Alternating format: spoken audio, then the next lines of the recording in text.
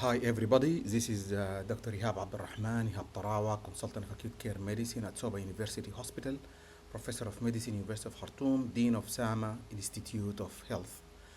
We are still continuing our sessions in patient safety. In this session, it's about introduction to culture of safety. Objectives of this session to discuss the importance of culture of safety, define the key elements of culture of safety, explain how each element contribute to safer care for our patient, describe several specific behavior you can practice to foster culture of safety in your workplace. So first, what is culture? Culture refers to shared beliefs, values, traditions, social norms, and behavior of a group of people sharing the same place.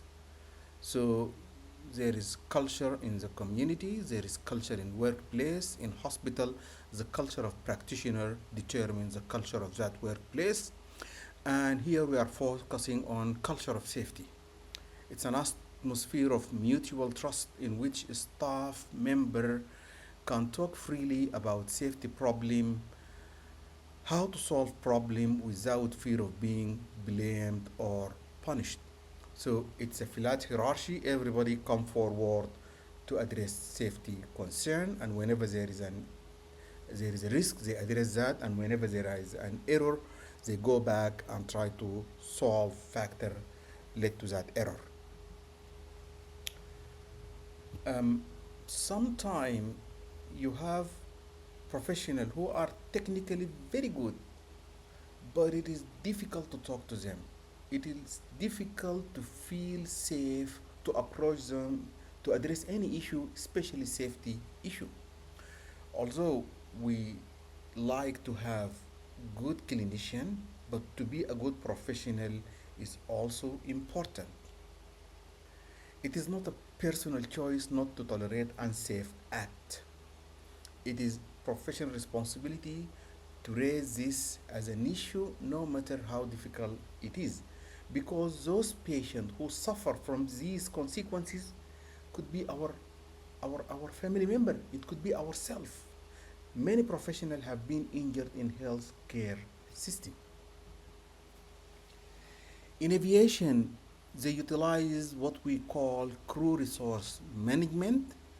It's a kind of training that emphasizes in team building, decision making, communication strategies, and situation awareness. In healthcare, we would like to have to be aware about the situation, or what we call situation monitoring and management, and also team leadership. It is about the team leader himself and personal leadership of every member of that team. We should have strategies for communication, about structured communication, and mechanism of decision making to provide better patient care. A very experienced surgeon was doing a vaginal hysterectomy. He has done this for many times over the last 20 years. Towards the end of the case, a scrub tech student turned to the surgeon and said, "Doctor, we are missing a sponge." The surgeon said, "I have done this for the last 20 years. I put one sponge on, and then I take one sponge out. It is not in the patient." The circulating nurse was so concerned because the count showed that there is a missing sponge, and she told him, "We need to get an x-ray." The surgeon, "No, you are not going to delay me. We are not going to spend more time doing unnecessary x-ray." Then, because she is young, she cannot challenge his authority. The patient was taken to the recovery room. The charge nurse and the nurse manager, they knew about the situation, but none of them have the courage to speak to the surgeon and to request an x-ray film. Unfortunately, in few days, patient developed sepsis, abdominal pain, and they have to take her back to the operating room to take that sponge out. Many healthcare workers, when observing something that could harm the patient, use what we call hint and hope method. For example, maybe we are missing a sponge. I think we are operating on the wrong side. It is critically important to speak up assertively when you think something is going wrong for your patient. It is never okay for others to make you feel hesitant about voicing a safety concern. In culture of safety, there are certain characteristics, what we call psychological safety, active leadership, transparency, and fairness. Psychological safety, people believe that if they make a mistake, others will not penalize or think less about them. They also believe that others will not resent or penalize them for asking for help or information or any feedback. There is a flat hierarchy. Everybody can come forward and address any safety concern. In one hospital, they set a target that the nurse should give medication within 30 minutes from the time they were ordered. This target was not realistic. The nurses were not able to cope and meet that target. Many times they go to the medication card and they take the medication out and they sign it was given. Sometimes this medication is given more than 30 minutes or even hours, and sometimes they forget the medication in their pocket. Because the culture doesn't promote speaking up, these nurses they didn't come forward and address this issue, and it was unrealistic target. In culture of safety, there should be active leadership, active and effective leadership. Effective leader, usually they know their team, they know their team capability, they set goals, they share the plan, they continuously invite people for conversation and dialogue. There is bi-directional talk and sharing information, soliciting input, expertise, and concern. They call people with their name, they welcome any suggestion, and whenever there is critical language, they stop the show and try to address the issue. They call people with their name, they know what they are doing, and if their team member needs special training, they try to facilitate that. They want everybody to be clear on what the plan is. But the second piece is social process of team formation. Also, they are preoccupied with failure. Good team leader exhibit preoccupation with failure. It's a strong feeling that if someone says there is a problem, the problem is real until proven otherwise. So whenever someone voice critical language, they stop the show, they address that issue, they make sure things are moving on the right direction. Also, part of the culture of safety is transparency. Transparent organizations are comfortable investigating error and sharing the finding internally so that they can learn from it. And this will encourage all the members of the healthcare team to come forward and address any problem, or if they think there is a process with any gap or difficulty. And a truly transparent organization will go public and share it with other institutes so that they don't fall on the same trap. Some organization, whenever there is an investigating an error or a harm, they try to hide information and lock it. If your staff knows that you are not transparent, they will not come forward and address safety concern. Uh, Litigation and lawsuit.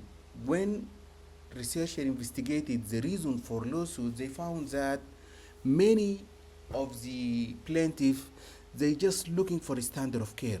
They want to make sure that others receive high quality care, safe care, and they are not subjected to the same harm they were subjected to. And some of them they want an explanation. They need to know why this happened. And some of them they just looking for the accountability of the provider and accountability of the organization. Very few people they are looking for compensation. So if you are transparent and you come forward, you investigate, and you share the information. Many people, they just want to make sure you're going to do the standard of care. You give them explanation, and you are accountable as individual, as an institute. Fairness is one of the characteristics of culture of safety.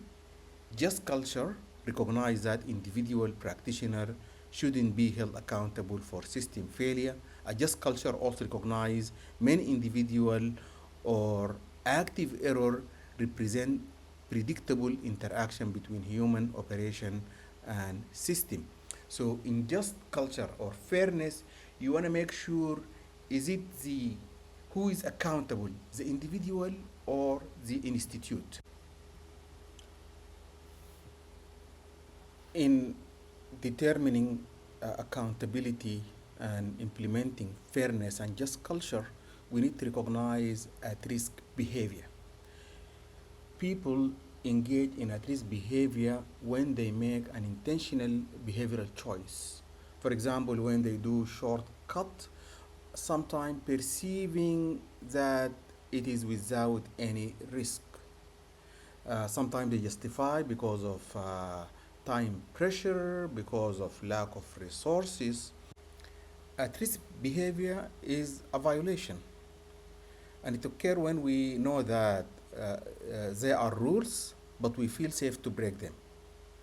Another issue is reckless behavior. People engage in reckless behavior when they consciously disregard a visible significant risk. For example, in driving, if you drive drunk, that is a reckless behavior. If you come to work place or to the theater drunk, that is reckless behavior, and then you are accountable. So these are individual accountability. To differentiate between individual accountability and system accountability, we use what we call fairness algorithm. It is a set of 5 questions driven from 2 models of accountability. One of them was designed by Marx about just culture model, and the second designed by James Reasons, who is a psychologist, about unsafe act algorithm. Fairness algorithm combine both models so that we have a simplified algorithm to utilize. Let's go through this scenario. In this scenario, an experienced pharmacy technician accidentally stocked the drug cabinet in neonatal intensive care unit with wrong dose of heparin. He was supposed to put 10 ml per ml, the light blue. Unfortunately, he stocked it with 10,000 unit per ml. 5 nurses administered the wrong dose to 6 newborn. 3 of these babies died. So, in this case, do we have 6 people, like 5 nurses plus the pharmacy technician, whose behavior is unacceptable? Or do we have 6 people set up for failure by unsafe system? So let us go through fairness algorithm. Fairness algorithm, we use these 5 questions. Did the individuals intend to cause harm? Did they come to work drunk or impaired?